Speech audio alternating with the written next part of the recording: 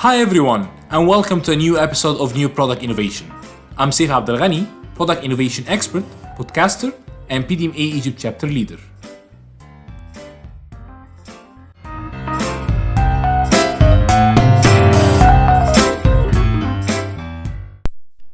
Hi everyone, and welcome to a new episode of New Product Innovation.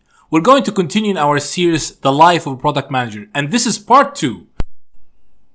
So, we talked last time about setting the expectations, understanding the consumer behavior, the consumer needs, the job to be done, and how can we set the expectations from the start. And the necessity to answer a few questions. What are we trying to achieve? Why are we trying to achieve it? Who is our target customer? When do we need to achieve that? And how are we going to achieve it? And today we continue this journey. So now we know the what, why, how, and when, for whom. What's next? I can tell you that now the real fun begins. At this stage in the product development really starts and it becomes a sort of iterative loops. Loops after loops after loops where the technical team, the product innovation teams, are constantly re-looping or refining how the solution will be achieved. As a product manager, you will face points where your design team, especially on physical products, wants to create something outstanding, but your technical team cannot really achieve it. And if they can, it's more than you can afford, either in capex or even as a cost that consumer has to pay for. And when we say capex here, we mean investment, capital expenditure. In this stage, it's really super critical that the product manager stay focused. You have to understand as well that you will have to take some tough decisions as you go for the product. In some cases, you actually may not like the decision. Big chunk of your real job as a product manager actually start when the development activity kicks in. You have also to understand that as a product manager, you have to hold the balance between what should be done and what can be done. What should be done and what can be done are completely different things. And you want to balance in terms of resources, capital expenditure, timing, and one key critical item, which is profitability. You would think that it's really ironic after all this mentioning of what we need to do, the consumer experience, achieving the 10x experience, that this title of balance is strange, right? No, it's really not strange at all. You have to understand that as much perfection that you want to reach, and as much as you want to deliver the 10x experience, there will always be limitations that you will have to accept and compromises that you will have to make. A really famous example here is that you'll be constrained by a certain launch windows. And explaining a launch window can take some time, but in simple words, a launch window is the timing where the market has the best ability to receive a product. So, in some markets, you would say that the launch window is between the 15th of January and the 1st of March, where at that time, consumers are always expecting new products to come in and retailers as well. During that kind of launch window, as being constrained by a launch window that you have to meet, where you cannot really manage to have every single bit of the product within the time frame. So, in some cases, it becomes a choice whether you have to launch without that last bit and compromise, and that the newer version will be missed with the new features and technology at a later stage. Another constraint is that your capex can be a limitation as well, where you're not able to squeeze all these investment in these small projects, and you will have to choose what is really your priority. That's why we kept saying you have to stay focused. That's why, for example, that the software teams do agile methodology, backlog of features, prioritization. It's quite critical for them to also have that in the physical goods. A solid understanding of the consumer, the sweet spots versus your competitors is key. And that's one of the reasons that several organizations have the insights function, the consumer insights, that really work closely with the innovation team to guide them and support them. Another key constraint that you have to balance is your costs. Your cost base can be a very big limitation. At the end of the day, you cannot forget that you are in the business of making money as well for your organization. And you can never, ever forget this reality. We can talk about the consumer experience, everything, but at the end of the day, it all falls down to the bottom line for the company as well. There is a certain expectations of every product that's launched in an organization in terms of contribution margin. So, your selling price minus your variable cost, and the payback as well. But please, you have to be very cautious in this area. Finance team will always look at the numbers, but you, and only you, are the bridge that connect these numbers to reality. You cannot start from the expectations of this project based on investment and resources only. You have to start from the market and the landscape, and what actually makes sense that this product delivers based on where it will be positioned.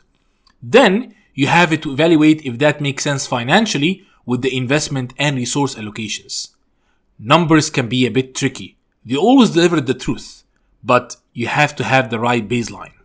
Another key constraint that you have to balance is the technological advancement. Your technological advancement and competency can always be a limitation. That's a bit harsh for some organizations to acknowledge, especially when it comes to competency. That's why it is down to you to set that reality and make sure it kicks in. It's not shameful to admit that we really don't have what it takes to pull this off with the current competencies. And there are several solutions for this, either from partnership to acquisition to licensing, but this part is a bit tricky, as in some cases, you really don't need a technology to deliver a certain benefit, and there is always usually another way. The best example here is what NASA did with the overcomplication of how to write in space. They developed a $1 million pen, while the Russians used a pencil. So that sometimes makes you think, do I really need advanced technology to deliver the benefit to get the job to be done? Every day you hear about agility, so I would like to tell you a small story. Hi John, you remember the new design we saw the competition just launch? I had some thoughts yesterday. Let's change our design a bit for the new product. But Andrew, we're launching in less than 3 months, and most of the tools are made. Do you think it's a wise decision? Why can't we be agile and let's do things that changes easily? I can bet you $1 million that almost every product manager working in the physical goods industry have heard those words already, even if it is not actually applied, but as a thought or crazy suggestion. The problem that physical products have over services is that you always have to involve hardware investment for the product, and in some industry, it's a heavy investment, which is millions of dollars. That's why actually in several companies, which usually take the waterfall approach in project management, they have installed this gate system where certain decisions are taken by a certain gate to ensure that the investment is done the right way. But if that's the case and there is always gates and nothing can go wrong, where's actually the problem? The problem is simple. No one is considering the sudden changes. So, sudden changes, why? Or why not? No one actually likes the sudden changes, especially when you are running a project with investment related, which is always the case in physical goods. Sometimes that investment, we said, reaches the scale of millions of dollars. But then the counter question rises to say, what is the issue of sudden changes? Why can't we be agile? If that sudden change is based on market landscape shift, why can't we actually be agile and counter to that?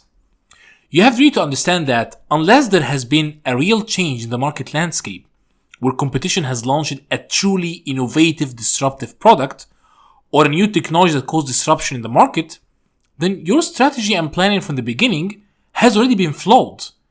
Nothing in heavy industries, physical goods, happen that much suddenly, frequently. It can be once every decade, every 20 years, but that doesn't happen every year or every 5 years. And it's not just about the why or why not we can have a sudden change. The question is really more towards if your planning from the start had the right logic and flow.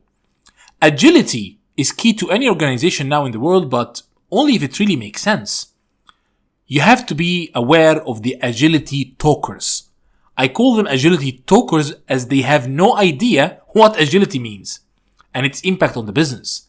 And they just throw jargons and words about being agile with no understanding whatsoever on the meaning of agility. So, as a product manager, your key responsibility is understanding the market landscape. I will not get tired of repeating these words. You have to understand the market landscape. And understanding the market landscape will get you to understand your consumer journey and consumer needs. This is critical because if you mess this part up, I guarantee you that you will most likely end up with a product on its best case scenario is doing good or doing okay. Its worst case scenario, a complete failure and disaster. Building that market landscape is not just taking into consideration what the competition is doing, but also what your consumer is doing in their journey steps. And what are the steps they are willing to compromise on, and which ones that are really a pain point, and where they find the solution on the market to solve this pain point. It can be something simple as some ingredients combination in cooking to avoid buying an expensive ready-made ingredient mix, to a super complex process where they have to do 3, 4, 5, 6, 8 steps to avoid, for example, their clothes damage in a washing machine. So for a consumer, sometimes they think, do I really need to do all these steps? And this is where you come in with a better product that solves their pain point. One of the other key important parts as a product manager is having that single winning value proposition.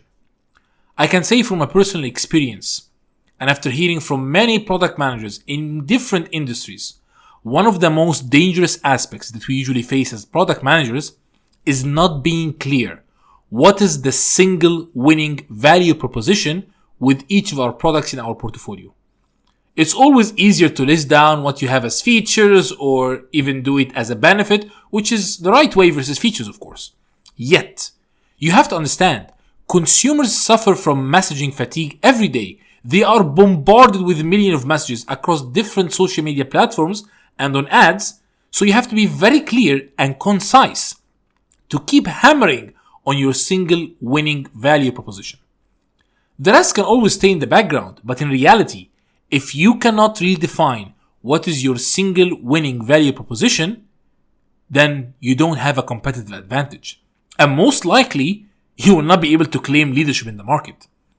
If you cannot answer in under 30 seconds why a consumer must buy your product, you have already lost. There's a very nice model called Value Proposition Canvas, which really helps you to understand in reality what's the consumer profile, what is your value proposition, and how does that value proposition overlap with your customer profile. So they have the value proposition where you have the gain creators, products and services, pain relievers, and you have the customer profile. And they understand from the customer, what are the gains the customer are looking for? What are the customer jobs? What are the pains? And the gain creators have to overlap with the gains that the consumers are looking for. The pain relievers have to overlap with the pains the consumers are facing. And the products and services have to overlap with the customer jobs. Now, in any company, you will always hear this words from people working in sales specifically. And especially if they cannot really sell your product. There is this myth about brand perception. So, having a strong brand is always important, but please, don't live in the myth of brand perception. Your brand is as strong as your innovations and your executions in the market and the experiences that your products bring to the market. Remember, Nokia, Kodak, and many great brands where no one thought they can even disappear. But in reality, what happened to them is a lesson for us all. You cannot just assume that your brand is what will drive the product. Even Apple, Samsung, don't do that. And again, for the sake of avoiding generalization in some segments, your brand can actually claim a premium because it had a long standing in that segment as a premium brand when you compare your product to on-bar product of the competition. And as we said, your brand can be strong, but if you don't have the innovation, if you don't have the right single value proposition and the right execution in the market, which is a key differentiator, most likely your launch won't succeed. Next time, we're going to talk more about how product managers are facing massive burden when managing the profit and loss. See you next time. Hi everyone. If you like the episode and would like to follow up on the next episodes, please subscribe on Apple Podcast, Google Podcast, or Spotify, or in any other application you're following up the podcast on. And if you like the episode, please share it. This was Saif Abdel Ghani, Product Innovation Expert, Podcaster, and PDMA Egypt Chapter Leader.